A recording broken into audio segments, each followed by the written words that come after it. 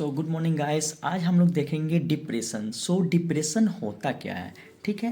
तो डिप्रेशन जो होता है एक तरह का मूड डिसऑर्डर होता है। बोल सकते हैं हम लोग कि depression is a mental disorder, ठीक है।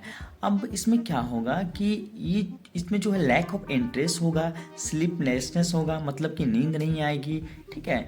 और मूड जो है बहुत ज़्यादा डिप्रेस हो जाता है। जैसे कि पेशेंट अकेला रहने लगता है, पेशेंट किसी से बात नहीं करता है, खाना नहीं खाता है, ठीक है। तो इससे हम लोग डिप्रेशन बोलते हैं, ठीक है। डिप्रेशन का बहुत सारा कारण हो सकता है, जैसे जेनेटिक कारण हो सकता है, इन्वायरमेंटल हो सकता है एंड साइकोलॉजिकल फैक्टर हो सकता है। तो जेनेटिक में क्या क्या हो सकता है, तो जैसे कि जन्म से पहले जो होता है ना कि कुछ न्यूरोट्रांसमीटर होते हैं जो ब्रेन में अच्छे से डेवलप नहीं कर पाते हैं, जैसे कि न्यूरोट्रांसमीटर जो होता है इम्बैलेंस हो जाता है, ठीक है। हार्मोनल चेंजेस हो जाते हैं। नेक्स्ट क्या है, इन्वायरमेंटल फैक्टर। इन्वायरमेंटल फैक्टर में क्या क्या हो सकता है, जैसे कि कोई ट्रॉमेटिक इवेंट हो गया, जैसे कि एक्सीडेंट हो गया, कोई डिजीज कंडीशन है, तो उसके वजह से भी डिप्रेशन आ सकता है, ठीक है।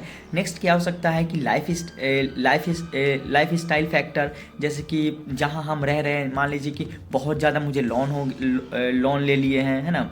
कुछ फैमिली में कुछ ऐसा प्रॉब्लम हो गया है जिसकी वजह से डिप्रेशन हो रहा है ना। नेक्स्ट क्या है, साइकोलॉजिकल फैक्टर। साइकोलॉजिकल फैक्टर में भी बहुत सारी चीज़ें आ सकती हैं, जैसे कि मुझे कोई कुछ ऐसा चीज़ बोल दिया है जिससे मुझे बुरा लगा है, तो उसके वजह से डिप्रेशन हो रहा है ना। तो डिप्रेशन का मल्टीपल जो है वो कॉजेस हो सकते हैं, ठीक है। और देखिए डिप्रेशन का भी टाइप होता है, mild depression, moderate depression and severe depression. अब देखिए जैसे कि हल्का हुआ, फिर ज़्यादा हुआ, फिर ज़्यादा हुआ, ठीक है।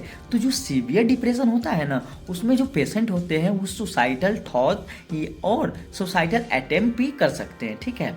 तो ये बहुत ही ज़्यादा रिक्सी होता है एंड बहुत ही ज़्यादा है ना प्रॉब्लम हो सकती है। अब इसका डायग्नोसिस हम लोग कैसे करेंगे, जैसे कि हम लोग पता कैसे लगाएंगे कि डिप्रेशन हो रहा है, ठीक है। तो देखिए जो डिप्रेशन पेशेंट है वो क्या करेगा, सबसे पहला चीज़ आपसे बात नहीं करेगा, किसी से बात नहीं करेगा। सेकंड, अकेला रहने लगेगा, ठीक है। उसके बाद खाना नहीं खाएगा अच्छे से। नेक्स्ट, वो अच्छे से उसको नींद नहीं आएगी, ठीक है। तो ये सब अगर लक्षण आपको दिखाई दे रहे हैं किसी में, तो वो डिप्रेशन का लक्षण है, ठीक है। नेक्स्ट क्या है कि हम लोग उसको ट्रीट कैसे करेंगे, ठीक है। तो सबसे पहला चीज़ आपको क्या करना है, अगर आपके फैमिली मेम्बर में कोई भी ऐसे पर्सन है तो उनको अकेला नहीं छोड़ना है, ठीक है। अकेला नहीं छोड़ना है, क्योंकि अगर वो अकेला रहेंगे तो और भी ज़्यादा डिप्रेस रहेंगे, ठीक है। और नेक्स्ट क्या करना है कि उनसे बातें करनी है, उनको समझाना है, साइकोलॉजिकल सपोर्ट देना है, ठीक है। और नेक्स्ट फार्माकोलॉजिकल थेरेपी देंगे, जैसे कि हम लोग एंटी डिप्रेसेंट मेडिकेशन देंगे, ठीक है।